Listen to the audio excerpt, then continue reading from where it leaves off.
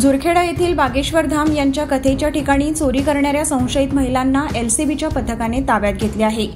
कथेच्या ठिकाणी लाखो महिला कथा ऐकण्यासाठी आलेल्या आहेत। या ठिकाणी काही महिलांच्या गळ्यातील पोत व सोन्याचे दागिने चोरीला गेल्याची घटना आज घडली।